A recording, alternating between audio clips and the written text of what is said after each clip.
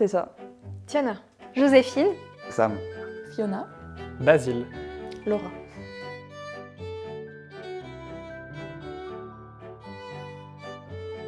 Je suis venu à Gusdorf parce que j'étais en décrochage scolaire au collège, en fin de troisième, que j'avais passé le brevet, comme je pense une bonne partie des élèves avec des points d'avance, que je n'avais plus en cours et que j'étais un peu sorti du système pour faire d'autres choses et que Gusdorf m'a permis de retourner un peu dans les rails et de me réencadrer et ça a été l'une des principales motivations. Ça se passait pas hyper bien dans mon autre école une fois que j'avais sauté une classe. J'ai eu un parcours scolaire assez atypique et perturbé par des problèmes de santé. Je ne pouvais plus repartir dans le public sans revenir en seconde et refaire l'intégralité du lycée. Et pour moi, il en était hors de question. J'avais appris quelques années plus tôt que j'étais considérée à haut potentiel, sachant qu'à l'époque, pour moi, j'y croyais pas vraiment en fait. Je me disais qu'on avait dit ça pour me faire plaisir, probablement. Donc mes parents m'ont emmenée à Gusdorf parce que j'avais des problèmes scolaires et j'étais en échec scolaire. Je savais pas lire, écrire un peu mais pas trop et lire un peu mais pas trop. Je savais pas faire de maths, donc j'étais tout le temps punie dans mon école. Le lycée dans lequel j'étais avant, ça se passait pas très bien avec les profs et il y avait beaucoup d'incompréhension entre moi et les profs et j'étais complètement en échec scolaire. J'ai eu plusieurs épisodes dépressifs parce que j'avais beaucoup de mal à m'intégrer avec le reste de mes camarades.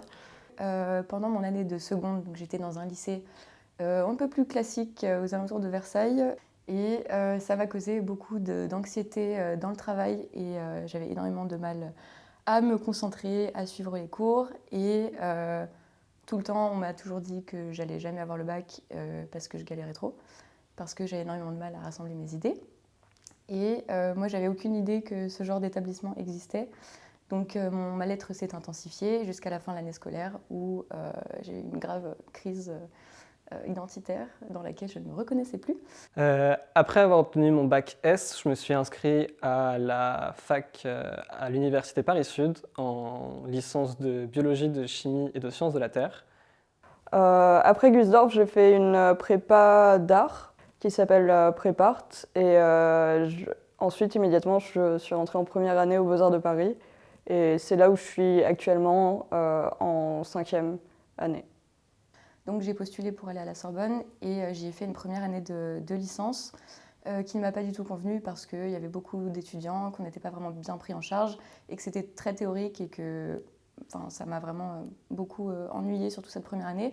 Donc j'ai échoué à cette première année de licence et j'ai décidé de faire quelque chose de plus concret. Donc je suis allée faire une année préparatoire en arts appliqués dans laquelle je suis restée 1 an avant de comprendre que cette fois-ci, à défaut d'être trop théorique, c'était aussi très très pratico-artistique. Et j'ai fini par comprendre que ce qui me convenait mieux, c'était le design, donc une espèce de pont entre le besoin des gens et les objets avec lesquels on répond à ce besoin. Donc j'ai fini par aller à Strat, école de design, qui est une super école.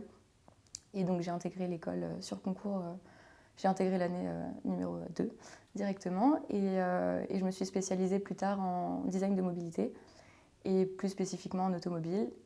J'ai eu l'occasion de passer 6 mois en Allemagne chez Audi et normalement je serai diplômée en juin prochain. Donc je n'avais pas du tout de projet, donc je me suis inscrite dans une formation au hasard. Je me suis inscrite en fac d'histoire. J'ai tenu 15 jours en fac d'histoire. Au bout de 15 jours, je me suis désinscrite de la fac et j'ai dit à mes parents que je voulais partir aux États-Unis. Et je suis partie à San Francisco un semestre, juste après. Après ça, je suis rentrée en fac de droit. Donc j'ai fait je suis entrée en licence de droit à Assas. Parallèlement, je me suis beaucoup investie dans le milieu associatif, dans le développement durable, ce qu'on appelle aujourd'hui plutôt l'écologie, le climat. J'ai fait de la négociation internationale, je me suis impliquée dans les questions d'alimentation. J'ai commencé aussi la radio de manière autodidacte, où j'ai été intégrée à l'Institut de l'engagement. Et là, j'ai décidé de quitter complètement la fac. J'ai travaillé un tout petit peu pour un organisme de séjour linguistique et j'ai décidé de me lancer dans le journalisme. Donc j'ai fait j'avais cette expérience de radio associative. J'ai fait des formations en Belgique, un petit peu au Canada. J'ai fait une formation en journalisme digital et je me suis lancée en tant que pigiste. J'ai fait des études de théâtre au cours Florent et un bac et une licence de philo à la Sorbonne. Alors j'ai fait ça parce que je voulais faire du théâtre et j'ai toujours voulu être comédienne, mais je me sentais un peu stressée de savoir qu'est-ce qu'on fait. Enfin, c'était stressant de me dire que j'allais me lancer directement dans le théâtre. Alors mes parents, ça les arrangeait et ça les rassurait, et moi ça me rassurait de faire une licence de philo. Et comme j'ai toujours été passionnée de philo, je me suis dit allez. Et j'ai fait une licence de philo. J'avais hésité à faire une licence de lettres et une licence de théâtre en art dramatique et en mise en scène, mais j'ai choisi du coup philo parce que c'était ce qui me tentait le plus à ce moment-là. Ouais, alors du coup, après mon bac S, j'ai commencé pas du tout en sciences, puisque j'ai commencé en droit. J'ai validé ma première année de droit à Paris 2, à Sas. Et puis ensuite, je me suis très vite réorienté en commerce à l'EM Lyon, où j'ai fait un bachelor international, où du coup, ça m'a permis de partir. Il y a beaucoup d'échanges internationaux quand on est en école de commerce. Et aujourd'hui, je suis à l'ESSEC, donc un master spécialisé sur des sujets de marketing et management du digital. Je savais que je voulais être vétérinaire, donc j'ai suivi une licence de biologie pour passer le concours vétérinaire par la voie B, que j'ai eu mention bien donc, il y a 1 an et demi. Après ça, je n'ai pas eu mon concours, donc j'ai décidé de continuer sur un master valorisation des innovations biotechnologiques, qui est un master bidisciplinaire biologie et droit, en attendant de pouvoir faire l'école veto. Et j'ai passé le concours là en septembre pour aller en Italie, pour faire vétérinaire toujours, et j'attends les résultats. Donc Gusdorf m'a apporté beaucoup de choses scolairement. La première chose, c'est que j'ai réussi à acquérir beaucoup plus de méthodes dans la hiérarchisation de mes idées qui avant partaient beaucoup plus en live que maintenant. C'est pas parfait, mais enfin, ça tend à progresser de plus en plus et Gusdorf m'a beaucoup aidé là-dedans. On avait aussi une énorme stimulation intellectuelle, contrairement à mon lycée précédent où on était laissé complètement à l'abandon avec nos idées en vrac et rien pour les canaliser. Ça m'a apporté de mieux comprendre les matières, parce que c'est vrai que j'avais des gros problèmes. Ça m'a aidé à savoir ce que j'aimais au niveau d'un cursus scolaire et ce que je voulais faire plus tard. Et ça m'a surtout aidé à prendre les clés de ce que je voulais faire. Donc par exemple, apprendre à lire ou lire mieux, lire de manière plus fluide, ce qui est quand même important pour ce que je fais. Et pour les maths, pour toutes les matières où j'avais des problèmes, en fait, je savais que j'allais toujours avoir quelques problèmes dans certaines matières, mais ça m'aidait à prendre les clés de comment m'améliorer dans ces problèmes-là. D'un point de vue purement pédagogique, ça m'a apporté ça, d'avoir les clés et d'apprendre à aimer à aimer les cours, à aimer l'école surtout. Déjà, ça m'a vraiment permis de connaître mon propre fonctionnement d'apprentissage. Je dessinais beaucoup pendant les cours et c'est ça en fait qui me permettait de me concentrer et du coup j'ai progressé et en dessin et en autre chose. Et aussi, vu que ça m'a un peu redonné le goût en certaines matières que j'aimais pas du tout avant et du coup ça a vraiment permis d'éveiller une curiosité dans tout, que ce soit dans l'enseignement ou non. Ce que Gusdorf m'a apporté d'un point de vue pédagogique, je dirais principalement une méthode, notamment pour ce qui m'a servi par la suite, c'est-à-dire les SVT. J'ai beaucoup appris dans le domaine scientifique en termes de rigueur, de méthode, et un petit peu aussi l'autonomie qu'on avait à Gusdorf, ça m'a pas mal servi par la suite pour mes études. Sur le plan pédagogique, je pense que Gusdorf m'a permis d'apporter de la méthodologie, de me recadrer sur des choses sur lesquelles j'avais pu décrocher, de reprendre goût à certaines matières. Je pense notamment au français que j'avais un peu perdu avec Nelly Dussos en professeur de français au bac français, ça m'a permis de reprendre goût tout simplement dans un certain nombre de choses qui étaient scolaires mais avec une approche qui était différente. Donc sur le plan pédagogique, c'est surtout, je dirais, reprendre du goût à des choses et voir les choses différemment sur tout ce qui peut être académique, finalement, c'est pas si académique que ça, c'est de la culture, c'est du plaisir, c'est des choses qui nous entourent et redécouvrir les choses de manière un peu différente. Je dirais que c'est vraiment une individualisation du parcours. À l'époque, j'étais phobique scolaire. Je supportais pas de rester à l'école. Et en fait, là, j'ai eu un programme complètement sur mesure et d'avoir un suivi complètement individuel, quasiment du cours particulier en fait. Et ça a été, je pense, fondamental pour que j'ai le bac en quelques mois. Gusdorf, ça m'a permis d'apprendre à organiser mes idées et à fonctionner dans le moule un petit peu de ce qu'on attend lorsqu'on est en pré-bac, sans avoir à sauter d'étapes et en étant capable de bien retranscrire tout mon schéma de réflexion sur le papier. Et ça m'a aussi appris à m'organiser d'un point de vue de l'apprentissage des devoirs. Gusdorf m'a apporté surtout du temps. Je pense que ça permet c'est une période où on est au lycée, on est adolescent, on se pose plein de questions, on se remet en question, on ne vit pas forcément des périodes ultra simples. C'est vrai que Gusdorf a cette tolérance et cet accompagnement que j'aurais pas forcément eu, je pense, dans un lycée plus classique. Et du coup, tu peux prendre ce temps de te découvrir toi-même, déjà, dans un premier temps, ce qui est, je pense, le plus important. Et prendre le temps aussi d'aller voir autre chose, de découvrir autre chose. Et donc ça rejoint le côté pédagogique aussi, de se dire, ok, j'aime bien la littérature finalement, tiens, je vais aller lire un bouquin, ou tiens, j'aime bien, tout le monde ici me connaissait pour mes activités politiques, ça m'a permis de m'engager, de découvrir des choses, de voir ce que j'aimais, ce que j'aimais pas, donc finalement de se découvrir soi-même.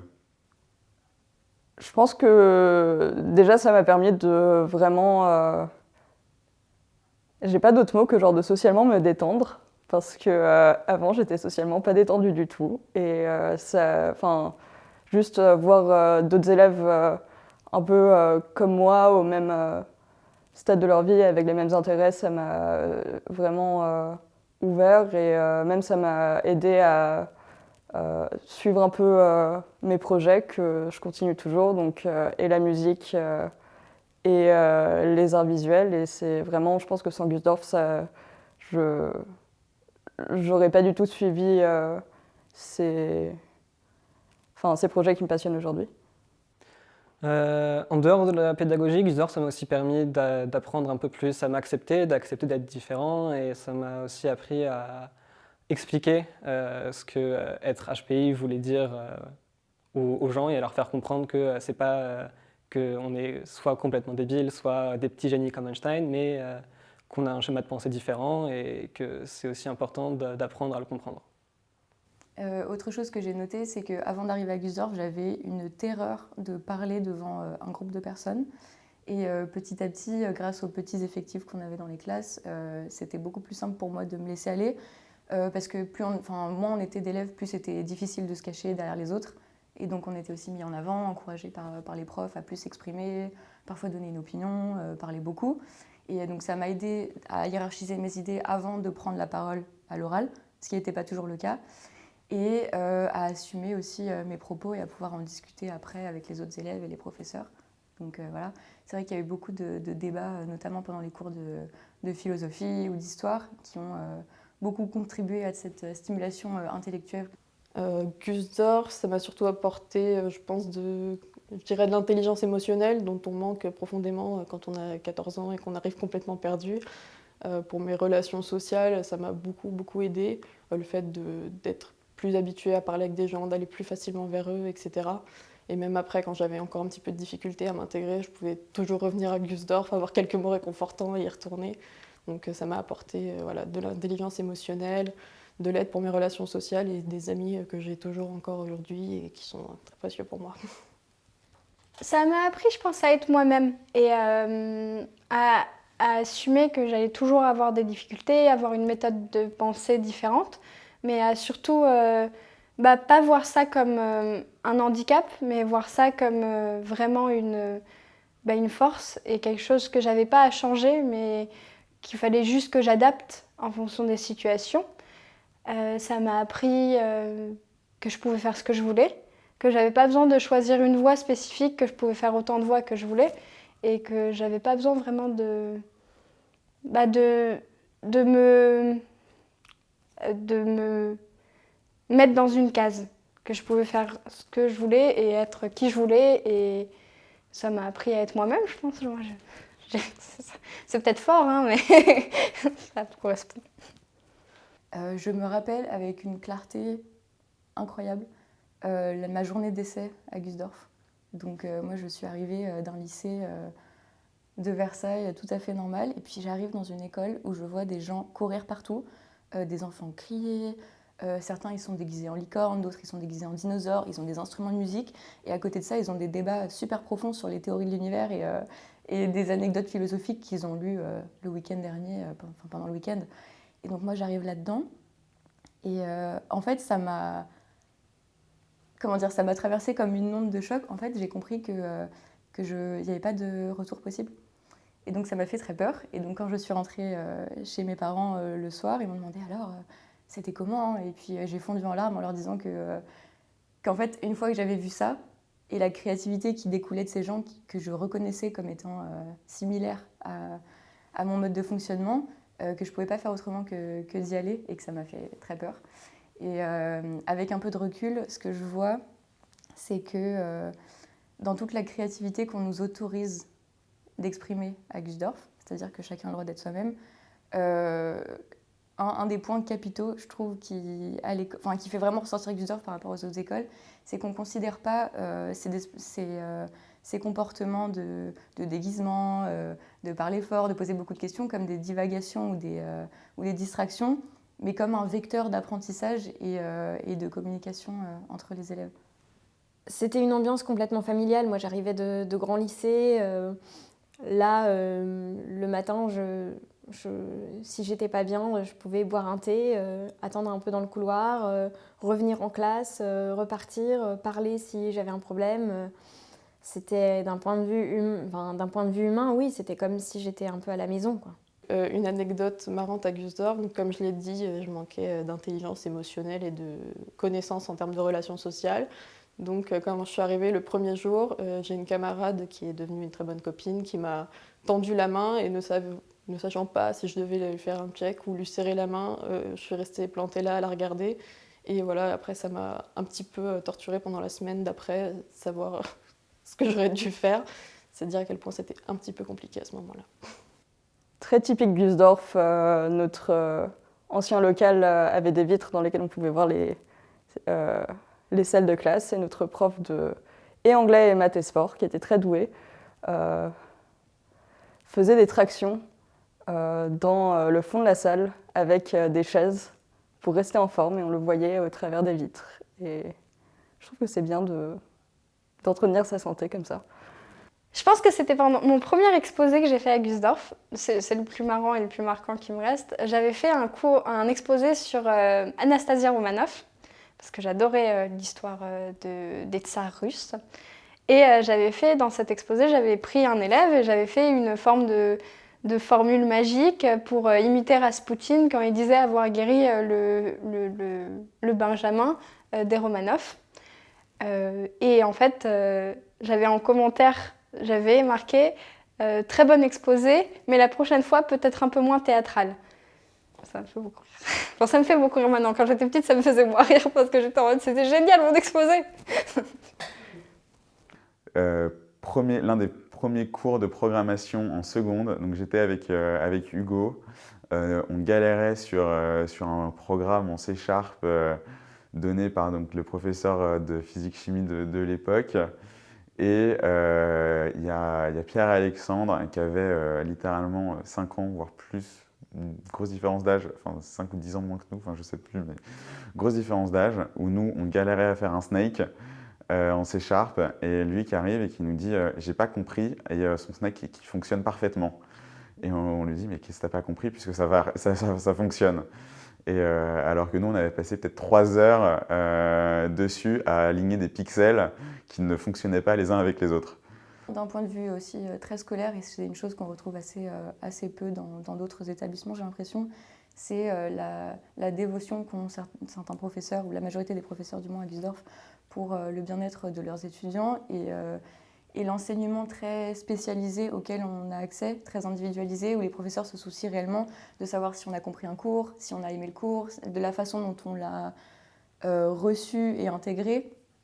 Et ça m'a beaucoup aidé de savoir que je ne devais pas me forcer à rentrer dans une espèce de moule de comment on apprend un cours et de pouvoir simplement être moi-même et que ça fonctionne quand même avec le soutien de ces professeurs-là. Et je me rappelle qu'à la fin de l'année, dans les bulletins, on avait facilement 10 lignes d'appréciation sur le bulletin qui expliquent réellement quels sont les points forts et les points à améliorer de chaque élève dans chaque matière, avec les précisions sur le chapitre qui coince, pour quelles raisons, etc. Et je pense que ça m'a beaucoup aidé moi, mais aussi mes parents, à comprendre comment aborder les cours à la maison personnellement. Je me rappelle d'un des premiers cours avec ma prof principale à l'époque qui me suivait. Et j'étais complètement dépitée. Je lui dis j'aurai jamais mon bac, mais j'en peux plus. Et elle m'a dit un truc que quelqu'un m'avait jamais dit. Elle m'a dit écoute Tiana, je vais pas te lâcher. Tu vas bosser, mais tu vas l'avoir ce truc. Et moi j'y crois. Et je suis sûre qu'à la fin de l'année tu l'auras. Et ça c'est des phrases que je me suis remise dans la tête pendant toute l'année. Et le jour où j'ai eu le bac, je me suis dit ah ouais, en fait, moi on m'a toujours dit Tiana, prends le temps, ça va aller, t'as toute la vie devant toi. Et je pense que ça c'est vraiment un truc qui me restera, je pense, gravé dans la mémoire.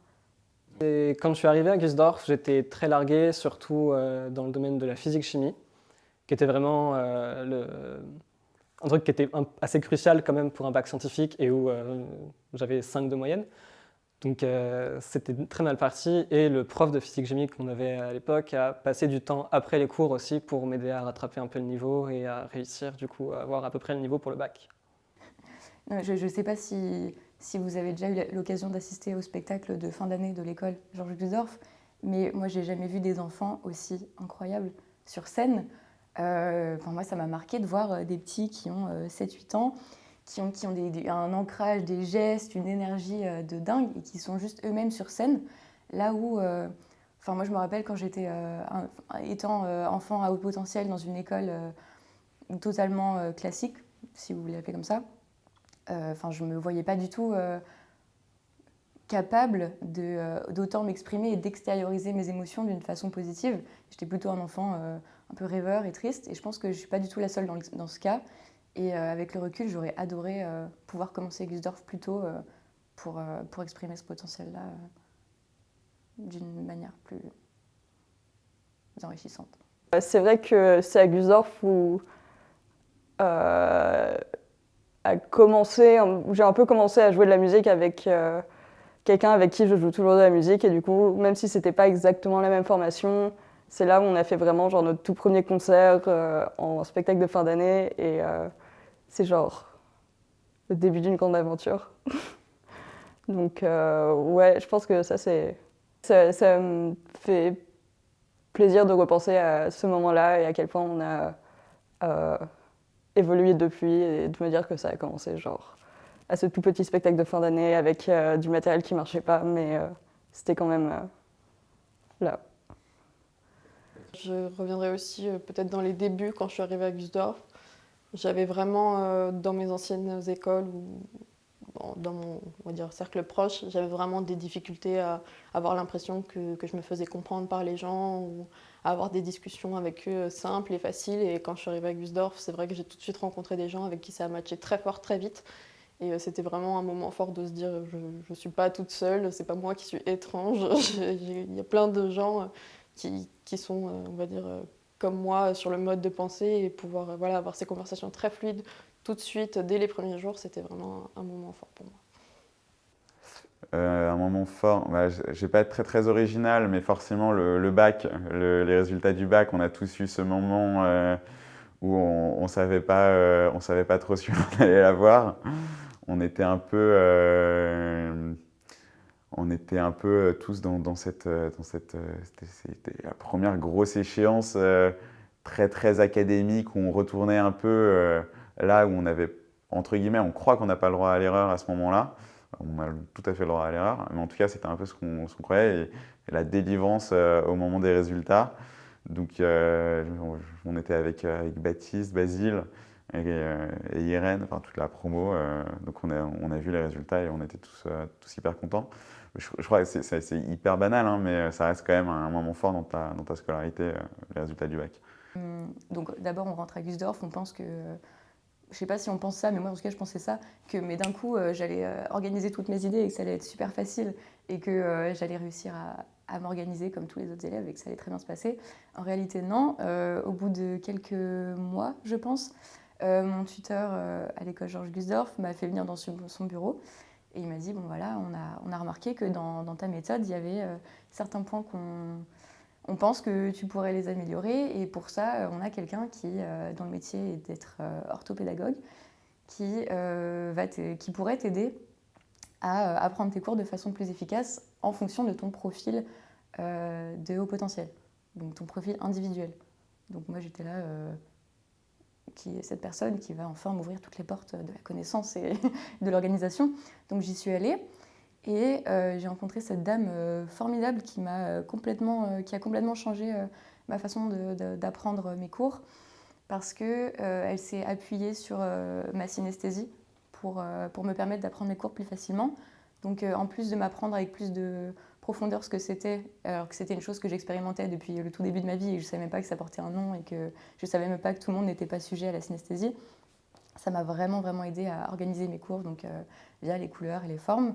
Mais aussi, j'ai eu l'occasion d'apprendre que c'était OK de ne pas rentrer dans le moule d'un étudiant qui a une pensée linéaire, mais aussi de ne pas être le cliché du petit génie surdoué, bon en maths, bon partout, qui cartonne dans toutes les matières, et que mon profil à moi était presque exclusivement émotionnel, et ça m'a aidé à m'assumer sur beaucoup de plans, notamment à l'extérieur de l'école. Enfin, voilà, moi j'ai des passe-temps qui sont parfois un peu surprenants et je ne pense pas qu'en étant allée dans une autre école que Gusdorf, j'aurais pu assumer si jeune mes intérêts comment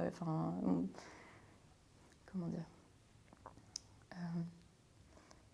mes affinités avec l'ésotérisme par exemple, à un âge où généralement on cherche à tout prix à rentrer dans un moule.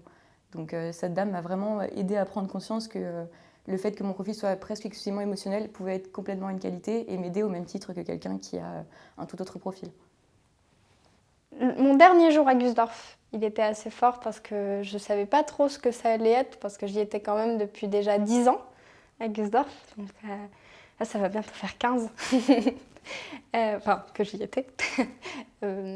Et du coup, ça me faisait bizarre. Puis surtout, je ne m'attendais jamais à avoir mon bac. Enfin, on aurait dit à la personne que j'étais, quand je suis arrivée à Gusdorf, qu'un jour j'allais avoir mon bac et mon bac spécifiquement en section littéraire. Je pense que je n'y aurais pas cru. Après, j'étais petite, je ne croyais pas en grand-chose, sauf en mon monde imaginaire. Mais je pense que ouais, c'est le dernier jour à Gusdorf, ça a été assez marquant.